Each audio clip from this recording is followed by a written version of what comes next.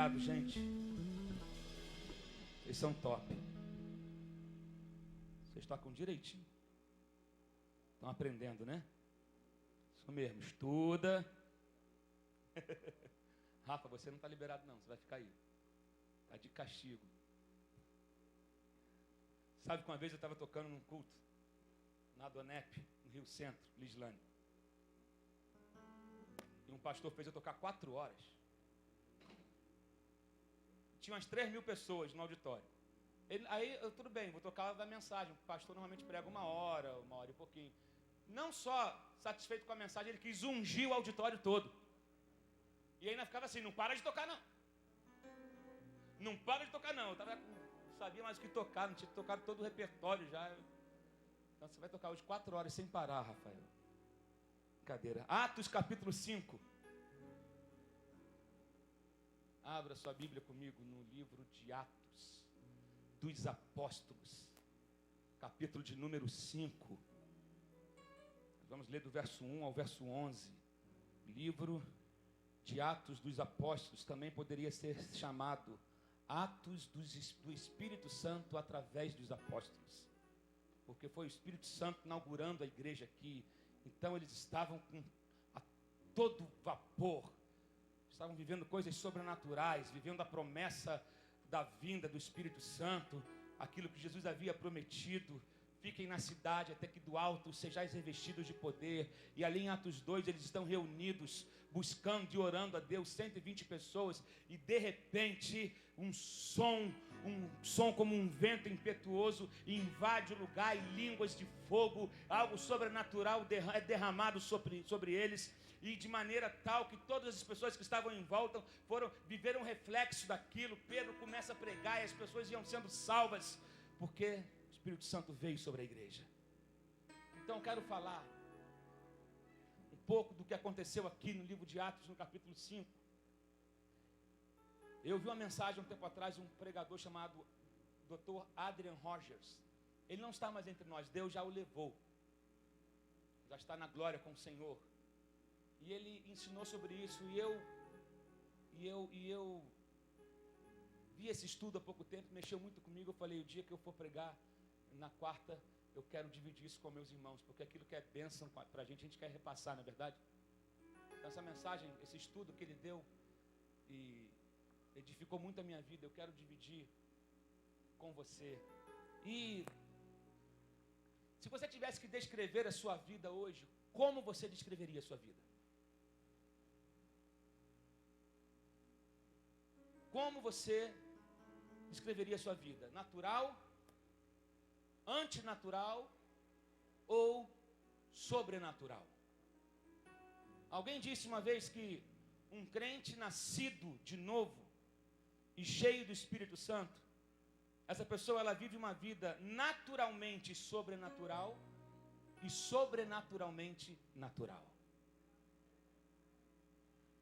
Vou repetir isso, se você quiser anotar e guardar aí. Um crente nascido de novo, um crente cheio do Espírito Santo, um crente em Jesus, ele vive uma vida naturalmente sobrenatural e sobrenaturalmente natural. Aquele que é cheio do Espírito Santo, ele vive a vida dele no dia a dia, sempre pronto para ser usado por Deus e para ver Deus se manifestar através da vida dele. Por isso que tem pessoas que o sobrenatural não espanta mais.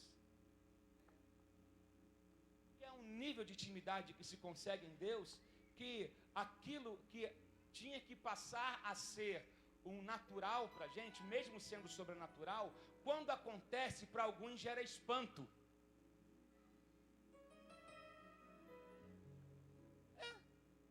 Porque para alguns a curas, por exemplo, milagres não acontecem mais hoje. Acontecia só na época dos apóstolos.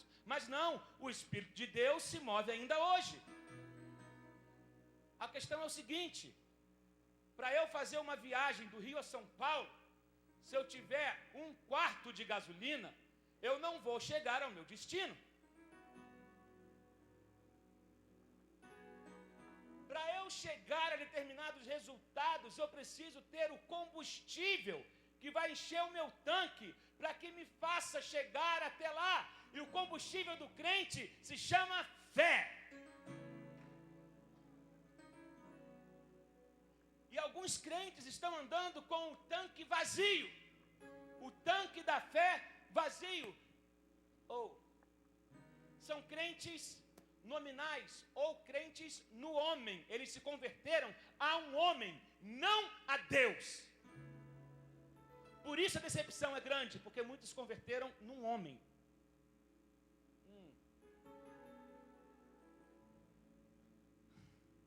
Aí, quando Deus levanta alguém de uma cadeira de roda,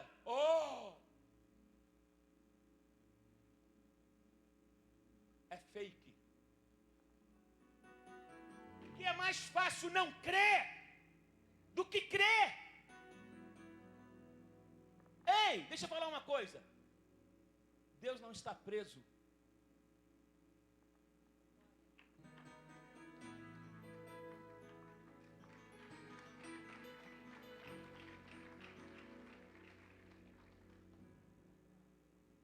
Aí quando Deus começa a revirar alguém no Espírito Santo, alguns se escandalizam. Mas não se escandalizam com a fofoca. Não se escandalizam de ser um crente que se diz cheio do Espírito Santo na frente de uma TV vendo BBB. Programa culto, de uma cultura absurda, de uma edificação, de uma inteligência. Mas se vê alguém cheio do Espírito sendo usado, ele se escandaliza. Mas não se escandaliza com a pornografia.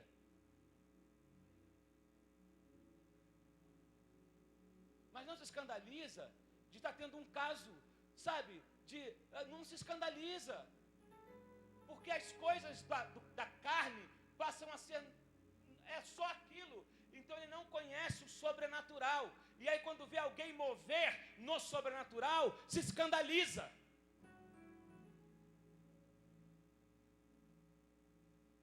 Então, como você se descreve? Isso é para você responder para você mesmo. O sobrenatural te assusta ou te atrai?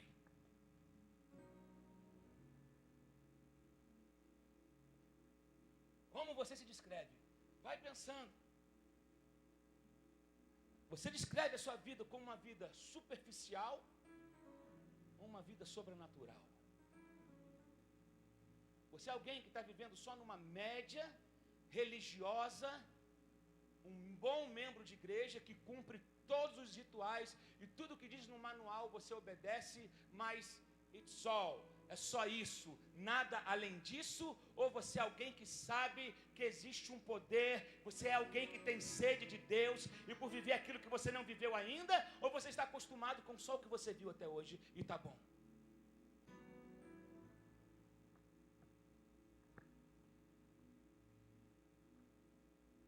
O diabo tentou atacar a igreja de fora para dentro. E viu que de fora para dentro estava difícil. Então ele começou a se infiltrar no meio da igreja. Ele começou a atacar a igreja por dentro. De dentro, implantando, lançando algumas sementes, sabe? Lançando algumas artimanhas para poder causar intriga, causar confusão, colocar em xeque aquilo que Deus falou. Foi assim lá no Éden. Eva, tem certeza que Deus falou isso para você? Tem certeza? Ele está te escondendo alguma coisa, sabe? O diabo é sutil e ele entra com essa sutileza e o papo parece agradável, a coisa parece bom aos olhos. Parece bom, é bom de se ouvir, a ideia é boa, realmente precisamos pensar. Eu acho que não é bem assim como está na Bíblia, eu não acho que não tem que ser tão radical assim, então acho que nós precisamos ser um pouco mais light. É isso que o diabo quer. Eu sempre falo que o diabo não quer tirar ninguém da igreja. Não pensa você que o diabo quer tirar as pessoas da igreja, ele quer manter você confuso e morto e sujo dentro da igreja. Porque se você mantém assim, algumas pessoas na sua consciência falam, não, eu estou no pecado, mas pelo menos eu estou na igreja. Como se isso fosse um alívio de consciência. É o cara que vai para o confessionário. Algumas pessoas veem o evangelho também, a igreja como um confessionário. Eu vou ali dar uma resetada. Eu vou confessar o pecado da semana, volto sábado, domingo, peco de novo, caio, faço tudo que tem. Na segunda me confesso, que aí eu zerei.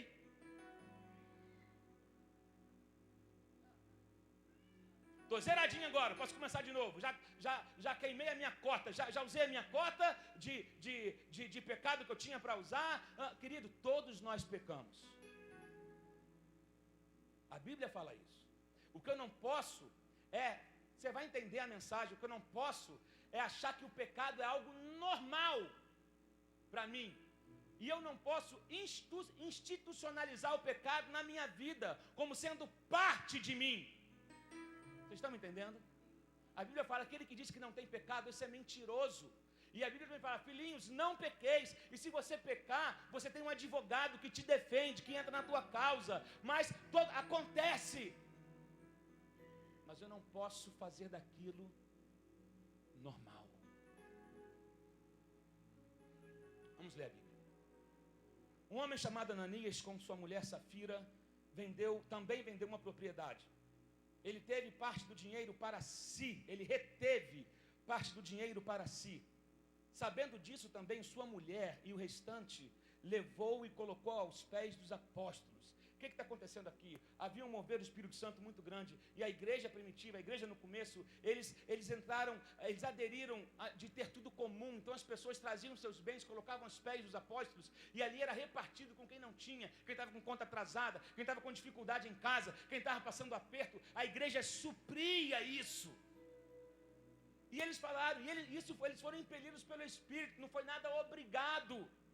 Era de livre, espontânea, era espontâneo.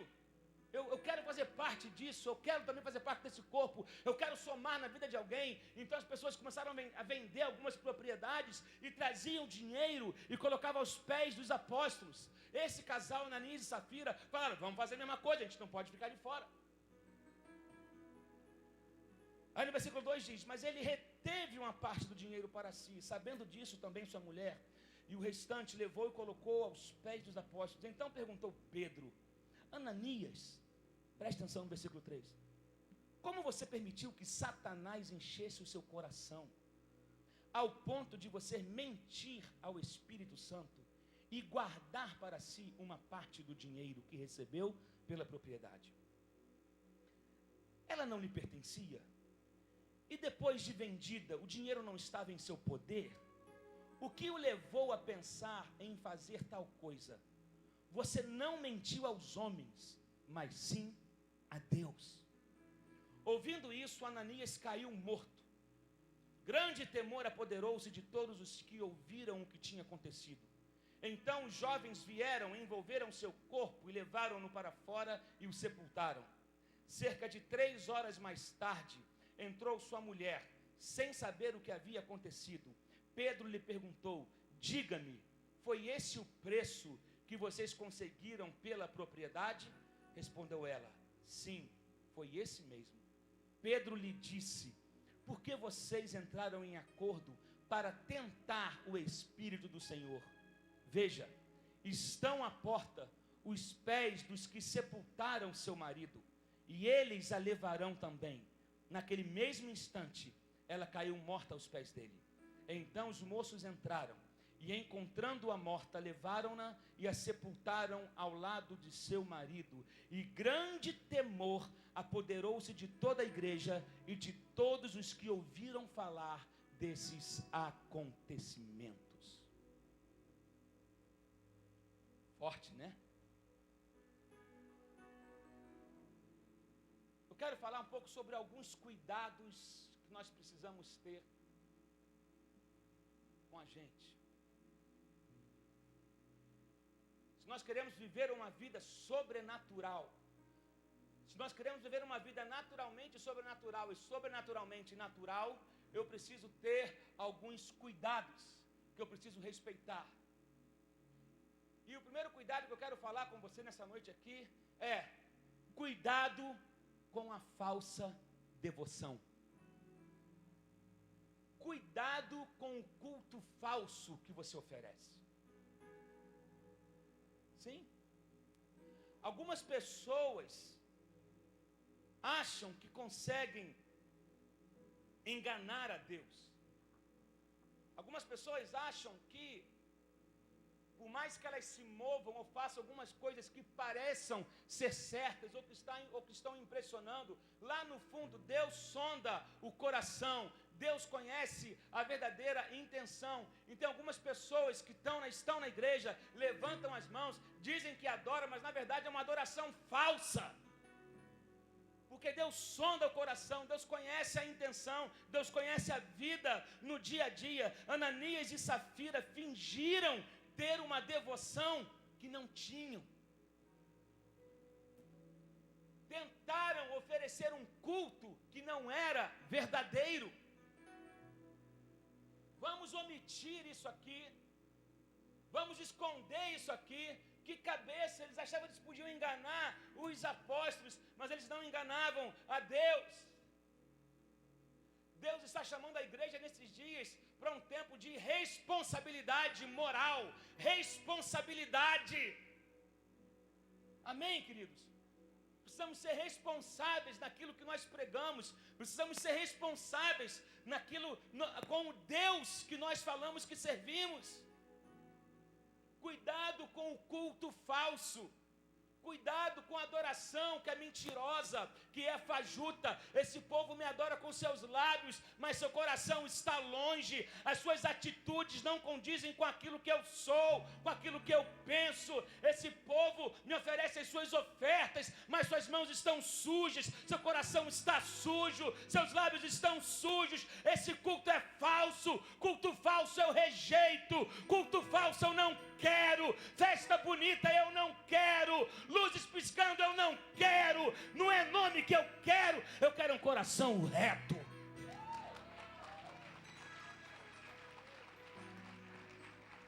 Não estou preocupado com a estrutura, eu estou preocupado se tem conteúdo.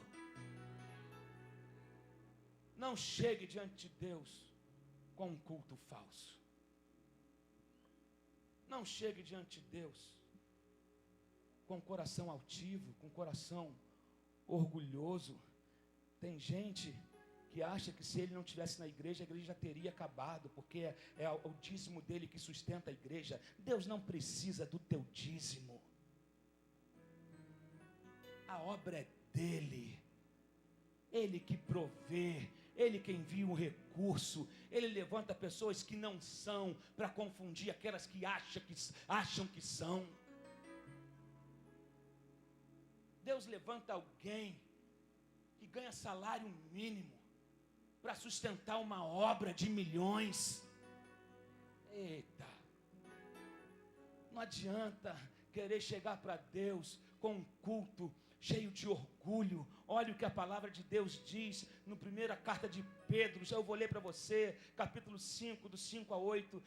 Diz assim o seguinte: da mesma forma, jovens, sujeitem-se aos mais velhos, sejam todos humildes uns para com os outros, porque Deus se opõe aos orgulhosos, mas concede graça aos humildes. Portanto, humilhem-se debaixo da poderosa mão de Deus, para que Ele os exalte no tempo devido, lançando sobre Ele toda a vossa ansiedade, porque Ele tem cuidado de vós. Estejam alertas e vigiem, porque o diabo, o inimigo de vocês, anda ao redor como leão, rugindo e procurando a quem possa devorar.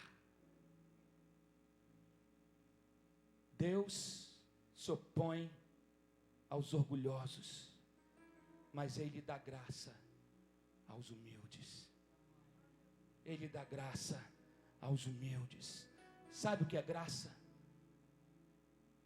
A gente sempre tem a resposta do que é graça, aquilo que a gente aprende na escola dominical: favor imerecido. E é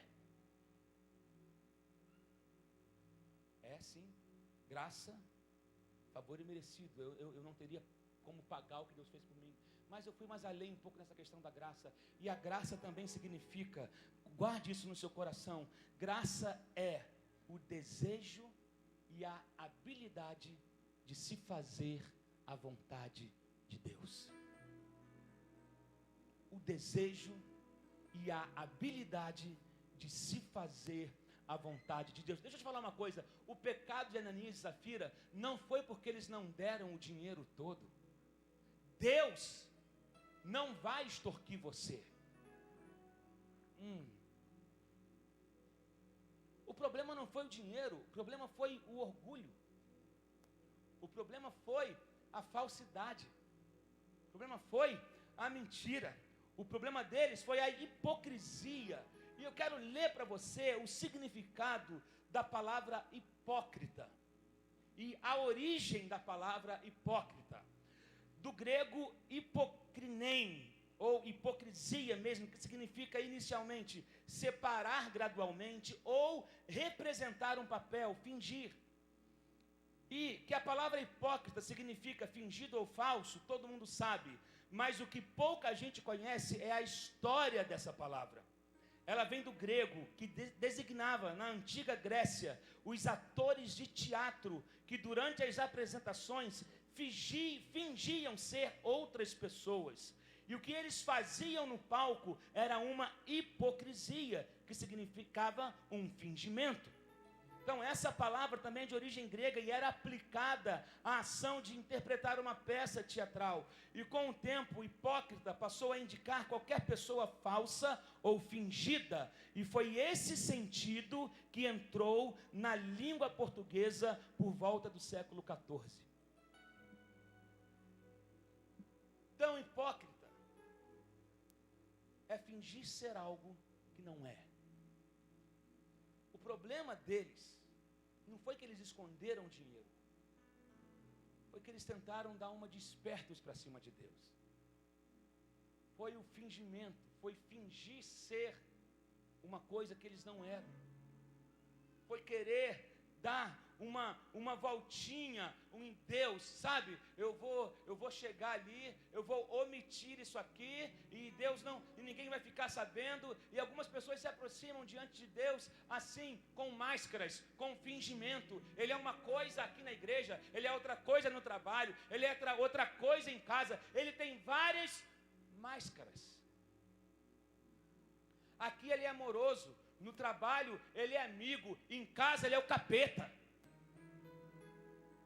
Aqui ele ouve todo mundo da paz do Senhor. E no trabalho ele tem tempo para ouvir o seu amigo, tá, para tomar um cafezinho, conta para mim. Mas em casa ele não quer ouvir o filho, ele não ouve a esposa, ele não quer ter papo com ninguém. Mas na igreja levanta suas mãos e glória a Deus, que presença gostosa. Agora também não é desculpa para sair da igreja, porque uma vez alguém disse o seguinte: algumas pessoas falam, não vou para a igreja porque ela tem muito hipócrita. Sempre cabe mais um.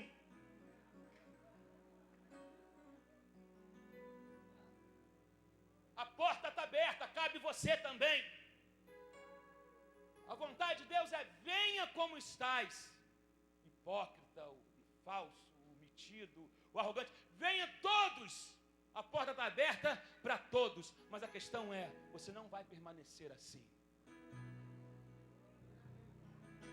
Venha como estás, mas não permaneça como estás. O evangelho verdadeiro, ele vai produzir resultados. Se o evangelho não produzir um resultado na sua vida, reveja a sua vida, talvez você só tenha mudado de religião. Algumas pessoas só trocaram de título. Eu era católico, agora sou crente. Mas não mudou a vida. O evangelho verdadeiro, ele produz mudança. A salvação não é o final, ela é o começo de uma nova história. Posso ouvir um amém aqui? Me ajuda a pregar nessa noite. A salvação não é eu estou salvo, amém, agora estou tranquilo, vou viver minha vida. Não, porque eu estou salvo, a minha vida, a minha família sentirá a diferença, o meu trabalho sentirá a diferença, os meus amigos sentirão a diferença, porque eu fui salvo. Eu vou parar de viver a mentira. Eu vou parar de fingir ser uma coisa que eu não sou, porque eu fui salvo. Eu não vou mais ficar enganando o meu marido, porque eu fui salvo. Eu não vou ficar mais enganando, eu não vou ficar interpretando um papel que eu não sou, porque eu fui salvo. E justamente porque eu fui salvo, eu posso ser quem eu sou para Deus, sem máscaras. Porque Ele conhece o meu coração, e eu estou mostrando a minha ferida, a minha imperfeição, porque eu quero que Ele me trate. Então vamos parar de fingimento. Vamos parar com o culto falso. Vamos parar com a falsa devoção, com a falsa adoração. Outro cuidado que nós precisamos ter, segundo cuidado, é cuidado com o pecado premeditado. Cuidado. Premeditado significa aquilo que foi pensado, planejado com antecedência, deliberado, cogitado. Sabe? É quando eu começo a planejar o pecado dentro de mim. Eu estou aqui, minha vida é do Senhor, mas eu começo a gerar algo na minha mente, porque primeiro nasce na mente e aquilo vai virando um desejo, e aí vai dominando a minha mente, e eu já começo, eu tenho que concretizar isso, mas estou aqui, ele passa a não ver mais que aquilo é pecado, e algumas pessoas querem trocar o nome de pecado para problema. Pastor, estou com problema. Não, você está em pecado, precisa se arrepender. Pecado continua sendo pecado, não mudou de nome para problema.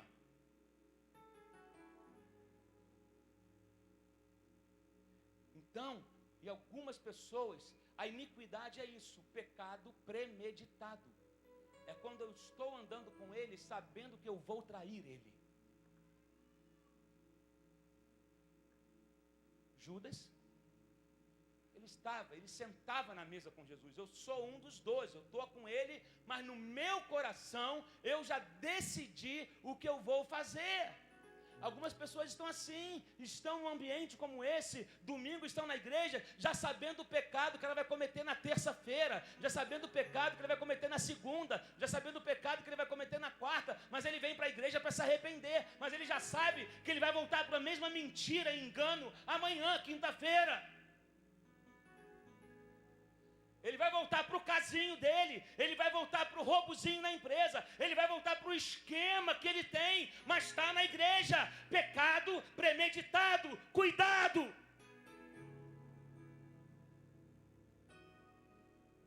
Eu estou na igreja, mas eu vou manter a minha vida com meu amante porque ele me banca. Cuidado! Eu estou na igreja, querido, problemas acontecem, relacionamentos não dão certo. Eu estou falando de pessoas que têm uma horta de pecado e vão regando aquilo para dar fruto.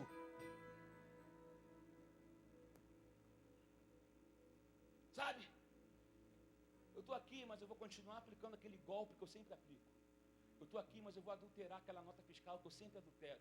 Eu estou aqui porque é meu negócio. Não, se o seu negócio não está de acordo com a verdade, é pecado.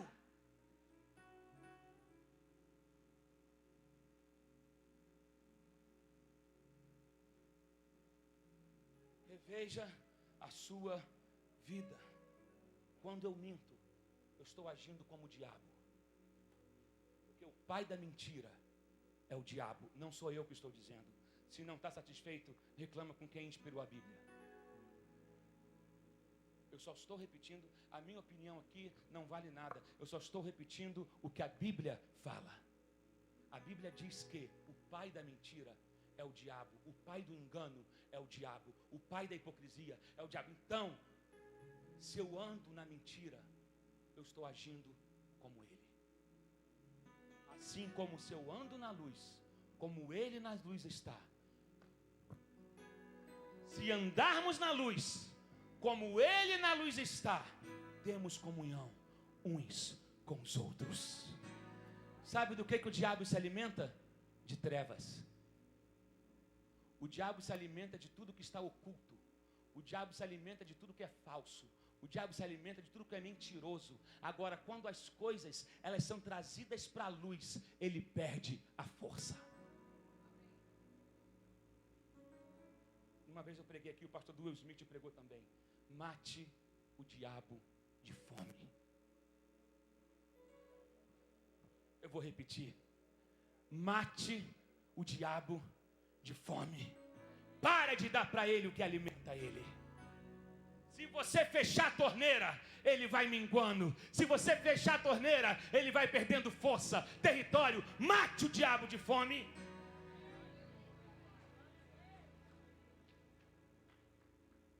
Você está com medo de que descubram o que você está escondendo. É melhor você trazer para a luz. Que o diabo perde esse território aí. Mesmo que tenha que chorar uma noite. Mas enquanto você viver no oculto, só quem está engordando é o diabo. Mas quando você traz para a luz, ninguém mais, ele não pode mais se alimentar do que tem luz.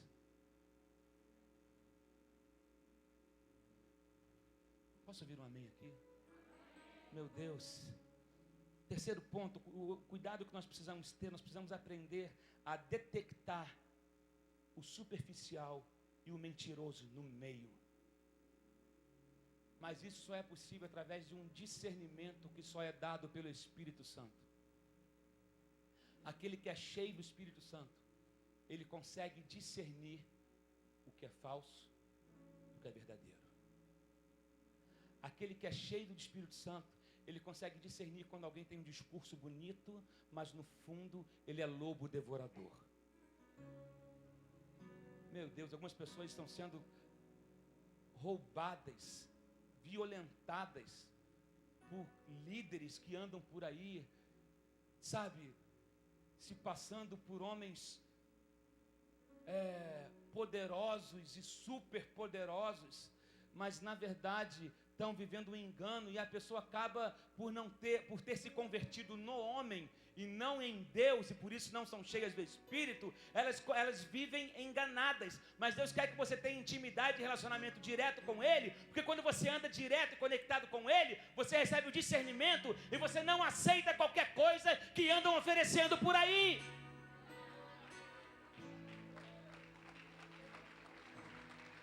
Quando você tem discernimento de espírito, não é qualquer bandejinha que você vai pegar um negocinho para se alimentar. Você sabe, você vai conseguir discernir. Você vai ver uma clareza na sua mente, você vai falar, quando algo for falso, a luz vermelha acende na hora. Opa, tem alguma coisa estranha. Esse alguma coisa estranha se chama discernimento de espírito.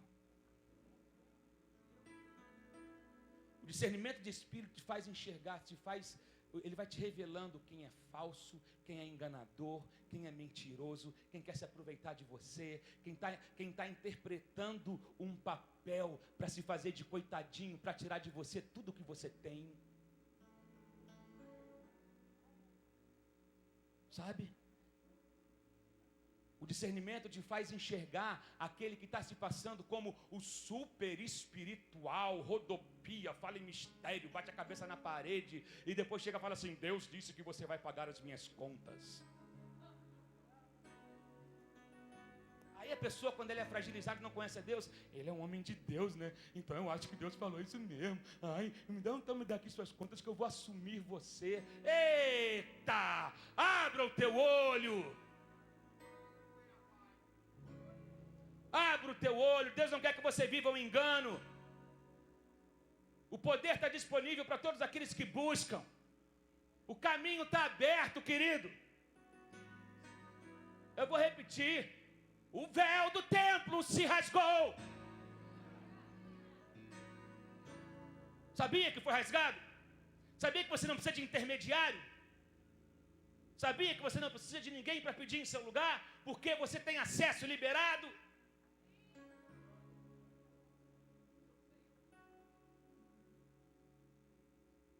Você sabia que a mesma Bíblia que o pastor tem é a que você tem? Que não há uma Bíblia especial com segredinhos para manipular você? A mesma Bíblia que eu uso, que os pastores usam, é a Bíblia que está na sua mão. Você não tem necessidade de ficar vivendo debaixo de engano de ninguém. O que falta é conhecer o Espírito Santo. Porque o Espírito Santo te faz discernir todas as coisas. Eu vou repetir: o Espírito Santo te faz discernir. A Bíblia fala que o Espírito Santo, ele te ensinará todas as coisas, todas as coisas. Ele vai abrir os teus olhos. Você não será enganado por mestres cheios de falcatrua e de interesses escusos em cima de você. Não!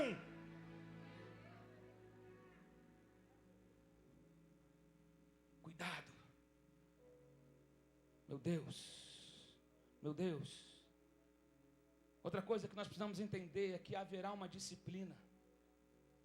Eles disseram uma mentira premeditada. Não podemos nos esquecer que Deus é amor, mas Deus também é justiça. E nós seremos julgados pelos nossos atos. Deus também é justiça. E a Bíblia fala que o juízo de Deus começa pela igreja. Eu vou repetir isso. Tem crente que não sabe disso. O juízo de Deus começa pela igreja. Sabe por quê? Você está sendo exposto à palavra todos os dias. Você não tem desculpa para dizer: eu não sabia disso.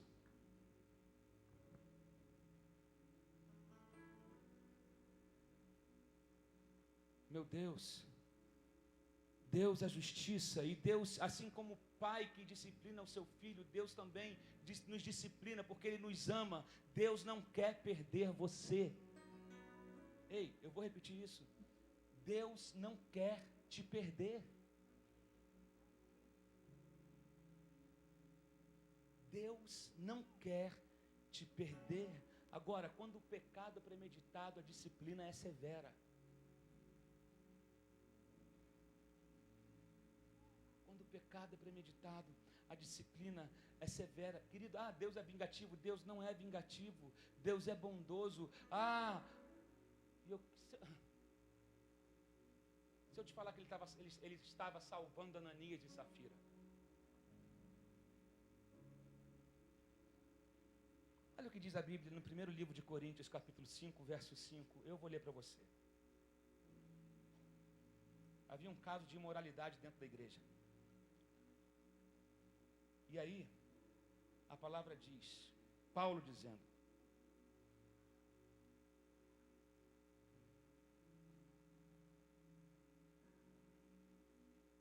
por todavia, se houve alguma imoralidade entre vocês, imoralidade que não ocorre nem entre os pagãos, ao ponto de um de vocês possuir a mulher do seu próprio pai, e vocês estão orgulhosos. Já viu gente que conta vantagem? Peguei muita mulher, bicho. Tem gente que eu vejo que às vezes tem orgulho do que ele fez. Ele está na igreja, diz que é convertido, mas quando ele fala do passado, os zoinhos chegam a brilhar. Cara, fiz muita coisa, bicho. Tipo, quase falando: não, que saudade daquele tempo.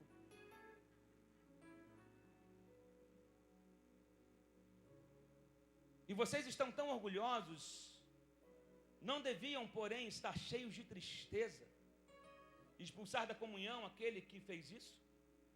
Apesar de eu não estar fisicamente, estou com vocês em espírito, e já condenei aquele que fez isso como se estivesse presente. Quando vocês estiverem reunidos, em nome, é muito sério que vai ser lido aqui, em nome do nosso Senhor Jesus, estando eu com vocês em espírito, estando presente também o poder do nosso Senhor Jesus Cristo, entreguem esse homem a Satanás, para que o corpo seja destruído, mas seu espírito seja salvo no dia do Senhor. Deixa eu te falar algo. Deus está mais interessado no seu espírito do que no seu corpo. Que isso, pastor? Deus vai me matar. Não estou falando isso. Mas meu corpo é templo do Espírito Santo. Aí você pode perguntar: por que Deus não faz isso hoje em dia? Eu já vi tanto essa pergunta. Se Deus fez isso ali, por que Ele não faz isso hoje? A questão é a seguinte: é que Deus nos deixou exemplos. E a Bíblia é um livro de exemplos. É um manual de como eu devo me comportar. Ali estava começando a igreja, começando uma história na igreja. Então Deus deixou um exemplo para dizer: olha, eu me sinto desse jeito, o meu coração fica indignado com esse tipo de comportamento. Então eu vou deixar um exemplo para vocês saberem como é que eu me sinto quando alguém que diz que me ama, que anda comigo, vive uma vida de falsidade, vive uma vida de engano. Ele não pecou uma vez, ele está vivendo uma vida de pecado. Eu quero que vocês entendam que isso é uma ofensa contra a minha glória, que isso é uma ofensa contra a minha santidade, que isso é uma ofensa com o sangue do meu filho, que foi derramado naquela cruz. Vocês não sentiram aquela dor, quem sentiu fui eu. Então quando vocês pisam no sangue que foi derramado da cruz, vocês me ofendem.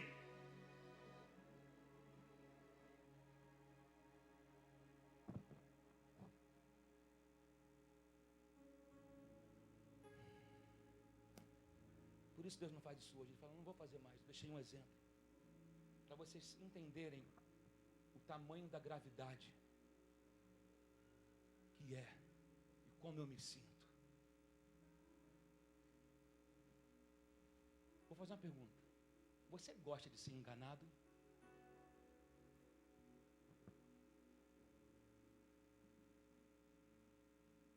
Eu vou repetir de novo. Você gosta de se sentir usado? Não é horrível? Quando você confia em alguém e você se abre para essa pessoa, e de repente você vê que tudo que essa pessoa está fazendo era usando você, e depois que ela conquista o que quer, ela te abandona?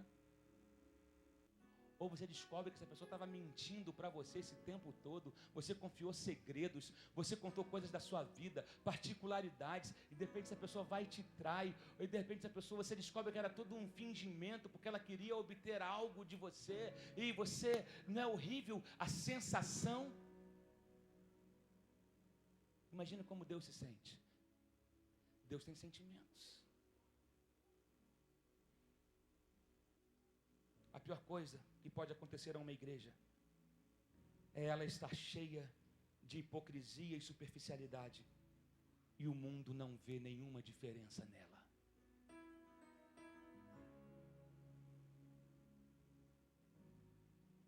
A pior coisa é uma igreja que o mundo olha e fala: eu não vejo diferença nele para um não crente. Devíamos chorar por isso, nos arrepender por isso, nos arrepender por isso, nos arrepender por isso, nos arrepender. E depois daquilo, depois desse exemplo, disso que aconteceu, a morte deles gerou um quebrantamento e trouxe salvação. Porque no versículo 14 vai dizer que em número cada vez maior, homens e mulheres criam no Senhor e lhes eram acrescentados. De modo que o povo também levava os doentes às ruas e os colocava em camas e macas, para que pelo menos a sombra de Pedro se projetasse sobre alguns enquanto ele passava. E diz que afluíam também multidões das cidades próximas a Jerusalém, trazendo seus doentes e os que eram atormentados por espíritos imundos, e todos eram curados.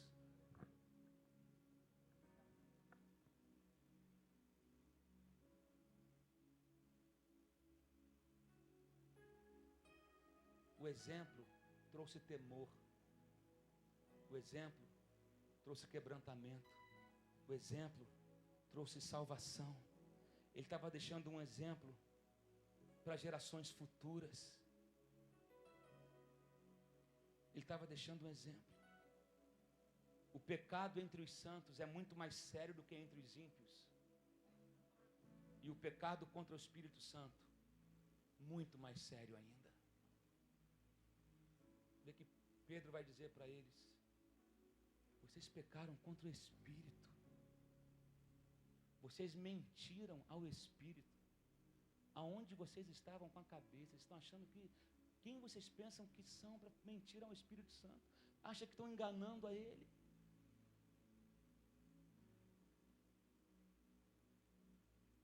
Aí nós precisamos nos posicionar, eu já vou terminar. uma das coisas que nós precisamos fazer é declarar guerra à hipocrisia. Precisamos declarar guerra à hipocrisia.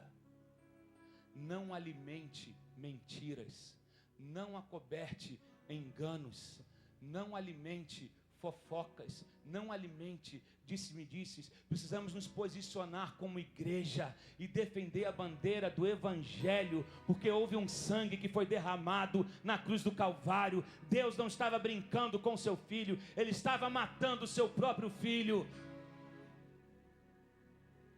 Meu Jesus, não deixe que porque existem alguns falsos, que esses falsos te separem de Jesus. Não use da desculpa de que porque tem muito falso, então não vou mais servir a Jesus. Não coloque essa culpa em Deus. Aquele que conhece a verdade, ele vai ser liberto. Aquele que conhece a verdade, ele anda livre, ele anda liberto, ele não está preso, ele anda no meio do falso, a falsidade não entra dele, ele anda no meio dos mentirosos, mas a mentira não entra nele, ele anda no meio da tragédia, mas a tragédia não entra nele, porque ele é liberto. Oh, meu Deus! Declare guerra à hipocrisia. Declare guerra. Uma igreja cheia do Espírito Santo não será vencida pela hipocrisia e pela superficialidade. A hipocrisia não vai nos vencer. Deus está te chamando para entrar em águas profundas. Deus está te convidando a sair do raso. Deus está dizendo: olha, eu não quero que você morra no meio do caminho. Eu quero que você viva uma nova vida. Eu quero que você seja liberto. Eu quero que você não viva mais uma vida de engano, de mentira, de falsidade. Eu não quero que você me cultue mais de maneira duvidosa. Eu quero que você seja liberto. Eu quero que você viva uma nova vida. Eu quero que você me ame de todo o coração. Eu quero restaurar você. Eu quero que você me sirva. Eu não quero que você finja ser quem você não é. Comigo você pode ser quem você é, porque eu não vou te rejeitar por isso, mas eu vou cuidar de você, eu vou tratar de você, eu vou fazer a tua ferida se tornar o teu ministério. Para de ficar dando lugar a isso, para de ficar dando desculpas, para de ficar enganando. Eu quero fazer de você uma nova criatura. Oh! Deus não quer tirar de você o que você tem, Ele quer acrescentar o que você não tem. Sabe? Interessante a palavra para os jovens aqui. Quando eles caíram mortos, quem tirou o morto de dentro da igreja foram os jovens. Você não entendeu?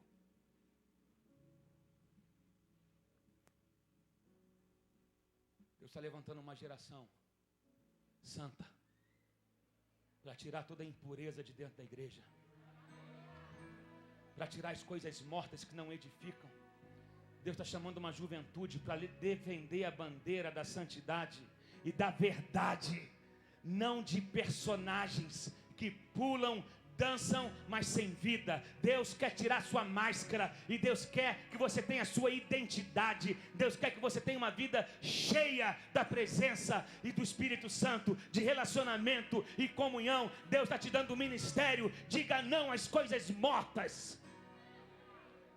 Oh, meu Deus. Vai ficando em pé no seu lugar. Eu já estou terminando. Vai ficando em pé no seu lugar. Oh, quem você é? Eu volto com a pergunta que eu comecei. Não seja superficial e nem hipócrita, seja genuíno e Deus te amará do jeito que você é. Não bloqueie Deus na sua vida. Uma vida de engano bloqueia o agir de Deus. Uma vida de mentira bloqueia o agir de Deus. Deus quer... Oh, querido, não pode haver impedimentos na sua vida. Deus quer fluir em você. Deus quer se manifestar em você e através de você. E se há alguma coisa que bloqueia isso, só você pode resolver esse problema. Não coloque, não empurre para Deus a responsabilidade que é sua. O remover o bloqueio é você quem remove. O remover a pedra é você quem remove. Encher as talhas de água é você quem enche. Tocar a trombeta é você que toca. Sabe, tem coisas que cabem a você. O dizer não à hipocrisia cabe a você. O dizer não à falsa devoção cabe a você. O dizer não à vida de engano cabe a você. Agora, o abrir o céu e derramar uma graça, uma unção nova, isso é com Ele, mas eu me posiciono para receber o conteúdo que o céu tem para derramar.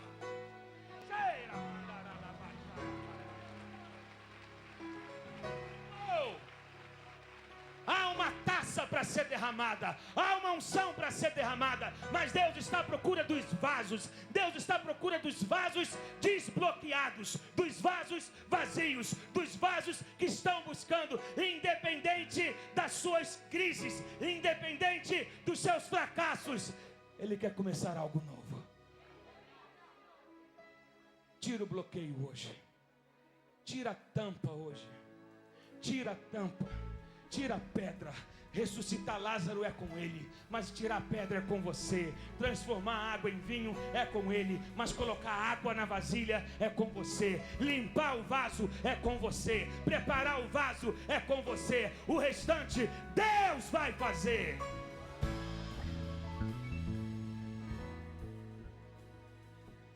Você que sentia que vivia uma vida de superficialidade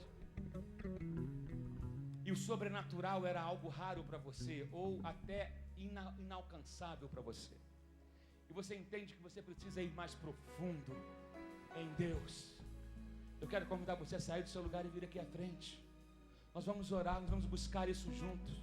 Isso, rompe com um bloqueio agora. O que te bloqueia? O que te bloqueia? Rompe com isso agora. É o que você vai ter que deixar para trás. Rompa com isso agora. O que bloqueia você? Você quer começar uma nova história em Deus? Então você precisa ter coragem de romper com os bloqueios. Você precisa ter coragem de romper, de sair da beirada. Solta a beirada e vai para o profundo.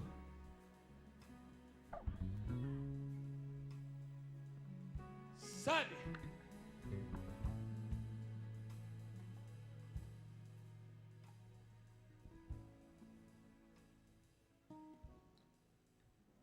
Continua nesse ambiente de glória. Há um bloqueio na sua vida? Rompe com isso hoje. Talvez esse bloqueio seja coisas que você vai ter que dizer não. Uma mudança de postura vai precisar acontecer.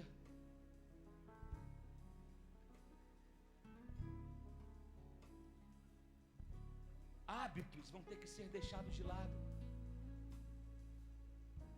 Ou você vai precisar sofrer uma mudança de hábito. Lembra do filme? Uma mudança de hábito.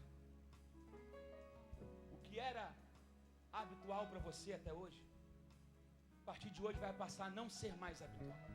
Você vai adquirir um novo hábito. Como eu ministrei aqui no Congresso de Mulheres ano passado, você vai ter um novo normal. O que era normal para você, a partir de hoje, não vai ser mais normal para você. Você vai ter um novo normal. Traz todas as suas máscaras e coloca aqui no altar. Porque eu quero te falar uma coisa. Fingir ser o que não somos, uma hora cansa. Ninguém consegue viver interpretando um papel muito tempo. Uma hora cansa. Uma hora a maquiagem borra. Uma hora o cansaço vem. E Deus está falando o seguinte: eu não pedi para você fingir ser quem você não é. Eu quero você do jeito que você é. E eu vou colocar a sua vida no trilho, no jeito. Para de querer ficar fingindo. O problema deles foi isso. Fingir ser o que não era, e mentiram e enganaram. Eles fingiram um culto que não era verdadeiro. Deus não quer que você faça isso. Deus quer que você venha para Ele com todas as suas debilidades, com todas as suas paranoias, com todas as suas fraquezas, e diz para Ele: eu estou assim, Senhor, não quero mais fingir. Tem misericórdia de mim. Sabe o clamor do cego? Tem misericórdia de mim. clamor. É o clamor da mulher cirofenícia que chega para ele e pede para ele atender ela. Ele fala: eu não vim para você, não é justo eu pegar a comida dos filhos e dar para os cachorrinhos. Aí a mulher dá uma resposta para ele: mas os cachorrinhos comem das migalhas que caem da mesa dos filhos. Em outras palavras, Jesus parou e falou: eu vou atender essa mulher. Porque ele estava dizendo o seguinte, em outras palavras: tem gente que não sabe o que fazer com o pão inteiro, mas tem gente que sabe o que fazer com uma migalha. Tem gente rejeitando os pratos inteiros. E Deus está falando: o milagre começa com uma migalha. O milagre daquela mulher começou por causa de uma migalha. O milagre começa quando você não rejeita aquilo que outros têm de montão e não dão valor. De repente tudo que te restou hoje é uma migalha, mas Deus está nisso. O milagre é a migalha que está transformando, tirando você da crise. É a migalha. Uma palavra sobre isso. Fica no seu lugar, sai do seu lugar, você que tem que vir ainda aqui à frente. Sai do seu lugar. Uma migalha vai curar você. Uma migalha vai suprir você. Sabe? Quando um problema se torna uma crise que vai perdurar, sabe? E a crise, elas são necessárias para te empurrar da zona de conforto. A crise vai te empurrar para fora da sua zona de conforto. E você tem que deixar a sua zona de conforto a fim de obter a bênção que Deus tem reservado para você. Eu quero que você entenda que a fé é comprovada nos tempos do silêncio de Deus. A fé é comprovada em tempos de silêncio. Mas você precisa estar em paz e com alegria e se conectar com Deus que tem a sua vida nas mãos dele. Sabe? Uma migalha. Normalmente migalha de um bolo, ela cai do meio do bolo. Porque o bolo foi partido. E ali no miolo do bolo cai o farelo. Mas o miolo do bolo é a parte mais gostosa do bolo. No miolo, que aí você tem o recheio, tudo junto, que às vezes um pedacinho, às vezes a pessoa desprezou o bolo, mas uma migalha caiu perto de você. O mais gostoso está ali perto de você. É pouquinho, mas é o que vai te tirar da crise. É o pouquinho, mas é o pouco que você não desprezou. Não despreze. Essa palavra, quando a mulher falou: mas até os cachorrinhos comem da migalha, Jesus falou: seja feita conforme a tua fé. Seja feita conforme a tua fé. O inimigo vai tentar tirar a tua paixão. O inimigo vai tentar apagar o teu fogo. O inimigo vai tentar roubar a tua alegria. O inimigo vai tentar tirar você do foco. Permaneça firme. Diga não a falso culto. Diga não à hipocrisia. Tape os teus ouvidos para fofoca. Tape os teus ouvidos para incredulidade. Tape os teus ouvidos para a palavra de derrota. E diga: eu tenho um foco. Eu estou conectado. Meu Deus. Meu Deus, quando a tua paixão interior é maior do que o obstáculo do lado de fora, não tem quem te segure. Tem paixão dentro de você? Tem sede dentro de você? Tem fome dentro de você para você ir além? Tem um desejo ardente dentro de você para ir mais profundo, para ir mais adiante? Ou você vai deixar que o bloqueio pare você? Se há uma paixão dentro de você, não há quem possa te segurar. Tem gente que tem que sair do lugar e vir aqui à frente ainda. O Espírito Santo me diz isso aqui. Rompa com o bloqueio agora, meu irmão. Em nome de Jesus, Deus está chamando para a liberdade. Chega, nem você aguenta mais viver o que você tem fingido ser.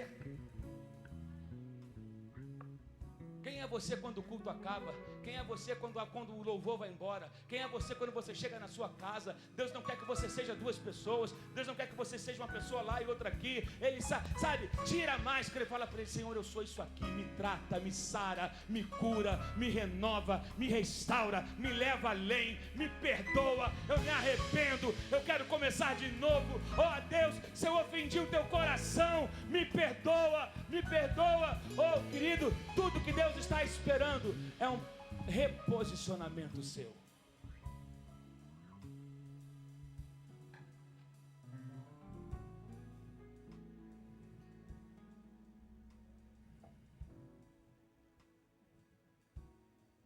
Tudo é um reposicionamento. Reposicionar é me posicionar de novo. É estar no lugar, voltar para aquele lugar de onde eu não deveria ter saído, voltar para aquele lugar onde as coisas fluíam na minha vida, mas eu me movi. Então eu preciso me reposicionar para que a coisa possa fluir novamente. Reposicione-se em Deus hoje. Sai do seu lugar, meu amado, minha amada. Em nome de Jesus.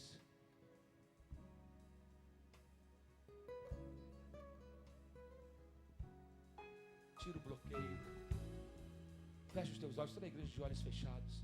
Não quero que você fique olhando para quem está aqui na frente. Tem gente, sabe, não quero que você... Não.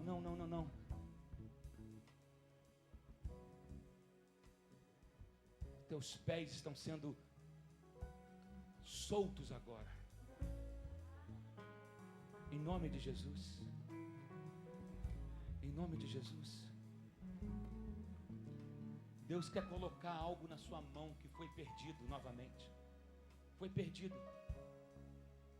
E Deus fala, eu vou te dar de novo. Porque eu acredito que você pode ser forte onde você foi fraco. Eu acredito que você pode romper aonde que você pode ir além aonde você falhou. Mas não finja para mim.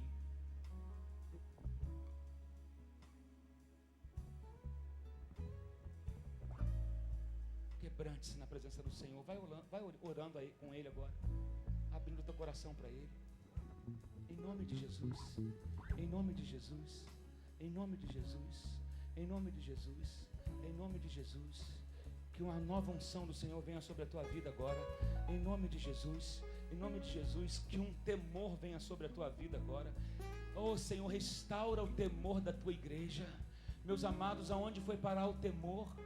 Não podemos brincar com coisas santas, não podemos brincar com aquilo que é sagrado, não podemos brincar com Deus, não podemos brincar com a presença, não podemos levar as coisas de Deus como uma brincadeira. Onde foi parar o temor da igreja? Onde foi parar o temor da igreja? Onde é que está a igreja que se diz que é viva, que é santa, que é cheia de poder? Deus quer restaurar a identidade da igreja, Deus quer restaurar a tua identidade, Deus quer restaurar o teu ministério, Deus quer restaurar você, Deus quer te livrar do engano. Ah, querido, não importa, aconteceu coisas que não deveriam acontecer, você não pode mudar o passado, mas você pode começar a viver diferente daqui para frente.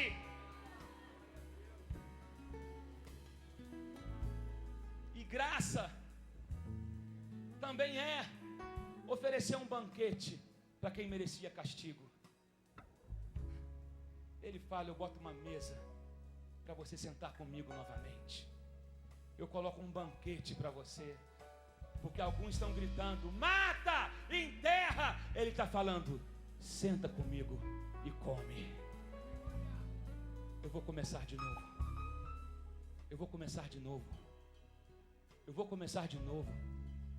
Eu vou começar de novo porque ficou alguma coisa. Tem uma migalha aí, então você tem tudo que você precisa. É daí que eu vou fazer multiplicar. É do pouquinho azeite que multiplica. É do pouquinho de farinha que faz bolo para alimentar todo mundo. É do pouquinho, é da migalha que ficou. Mas não minta para o Espírito Santo. Não viva uma religiosidade falsa. Não viva uma vida de um personagem. Não. Tem misericórdia de nós, Senhor. Restaura-nos. Faz-nos voltar do lugar de onde nunca deveríamos ter saído. Te agradecemos por tudo que o Senhor tem feito. Te agradecemos porque o Senhor tem cuidado de nós. Tem misericórdia de nós e nos perdoe, porque quantas vezes ofendemos o Teu nome. Quantas vezes manchamos o Teu nome. Quantas vezes o mundo não percebe diferença na gente. Ah, Senhor, tem misericórdia de nós. Ah, Senhor, que a nossa vida possa ser um reflexo da Tua presença e da Tua glória. Não queremos ser conhecidos por uma vida de falsidade, mas pela verdade que em nós opera através do Teu Espírito Santo.